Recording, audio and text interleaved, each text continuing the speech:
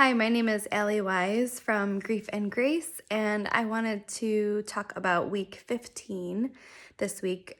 This is my video series for pregnancy after loss, and I am on week 15. Today I'm actually 15 weeks and 2 days along with this pregnancy.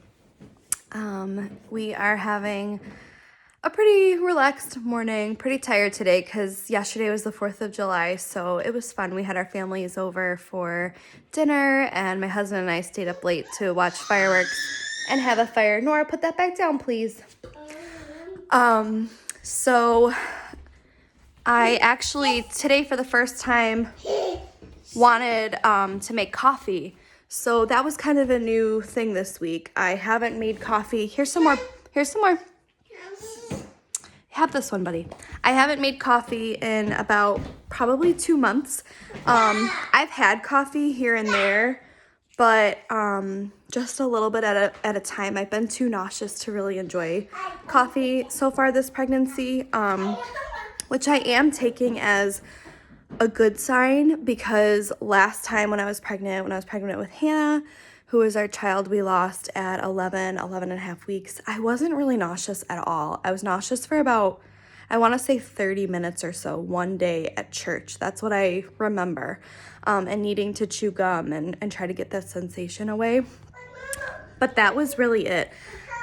You want some more toast? I really wasn't nauseous for that pregnancy, which now I know is just a sign. It doesn't mean, obviously, that you're going to have a miscarriage, but it's a sign that, things are probably not going as well if you're not having those nauseous symptoms. So it is making me feel better that I have had those symptoms and everything seems to be going along pretty smoothly.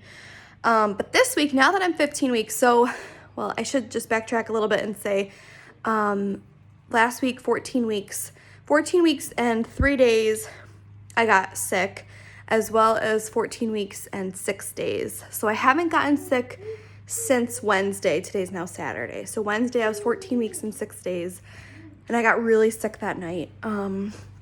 But as of right now, haven't gotten sick yet for 15 weeks and 2 days. My nausea has definitely gotten a lot better. And I'm getting a little bit more energy, which is nice. But, hi, buddy. But I will say that I wrote down some notes just so that I could keep track. I'm definitely craving cold water. Like, I want ice cold bottled water. And I have noticed that I am sensitive to the sun and the heat. Now, I live in Buffalo, New York, so it's not as hot as it is elsewhere in the United States, or wherever you're living. It may be hotter, but do you want some water? Okay, let me get your water. But we did have kind of a heat wave going on a few weeks ago, so that was really hard. And even just being outside in the sun, we're trying to get sunshine. I'm trying to take the kids outside. But I have noticed I'm pretty sensitive. So if it's not like a breezy day, I'm kind of struggling. There have been days where I've had to come in and just have an ice cold water and lay on the couch because I just didn't feel well. So that's something that, I made a note of that's just interesting. Let me see what else. So this week I was 14 and a half weeks. I met with a new doctor. I think I mentioned that in a few videos. Watch your head, buddy. Here, let me give you a kiss. Mwah. It was the doctor that I was meeting with when I was pregnant with Hannah. So I switched over to him because I am hoping to have a VBAC with this pregnancy. I did end up with preeclampsia, and the twins came early. My daughter was breached. There was just a whole bunch of things that happened, and I needed to have a C-section. So this time around, I am hoping to have a VBAC, and he is a very, VBAC-friendly provider, as long as everything's healthy and things like that. So I did switch over to him. I have good rapport with him, and I feel like if something happened and I had to have another C-section, I would feel comfortable, and I trust him, Whereas the doctor that I had last time, who ended up doing my surgery, who wasn't the doctor I was seeing, I did not like her at all or trust her at all. So I just wanted to go to a provider where I felt like we had that good rapport. I had that trust there, because whatever happens, as long as I'm healthy, the baby's healthy, it's going to be what it's going to be, and it's going to be okay. So goal is for the VBAC, but we'll see what happens. And then I did start baby aspirin this week because they recommend to start it before 16 weeks. So I started it at 14 and a half weeks because there is about a 20% chance that I could have it again. And I really want to try to mitigate that as much as possible. I really don't want to go through that again. So that is something I started this week. When I was at my appointment, so I was, again, 14 and a half weeks, he did do the Doppler, and we were able to hear the baby's heartbeat. And I just wanted to share, it was really emotional for me. I did start crying, and he was telling me, you know, you're 14 and a half weeks now. There is less risk of miscarriage. And I know he was trying to comfort me, and, you know, but you all know, like, we're going through pregnancy after loss.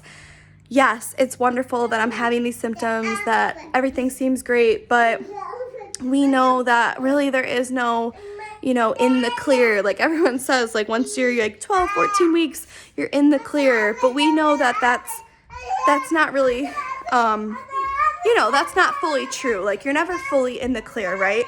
We live in a very fallen, broken world. I'm so sorry. My kids are very loud today.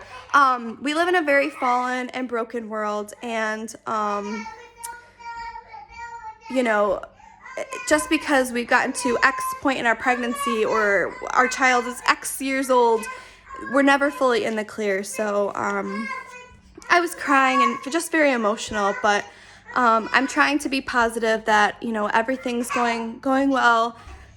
This pregnancy, and I'd love to hear how all of you are feeling too. And hold on, Nora, you can have the elephant, okay? Hold on. I would love to know how you're all doing mentally, emotionally, physically. You know, it's a lot, obviously, going through pregnancy after loss. And I wanted to share, the song I've been listening to this week is Chain Breaker by Zach Williams. That has been such a great song. I know that's going to be on my playlist for postpartum. It's just been really, really, it's powerful. And then the verse that I've been reading is from Isaiah, chapter 40, verse 8. I'm going to read it from my Bible. The grass withers, the flowers fade, but the word of our God remains forever. I would love to hear how you are all doing, and I will see you and talk to you next week. All right, bye. Have a good week.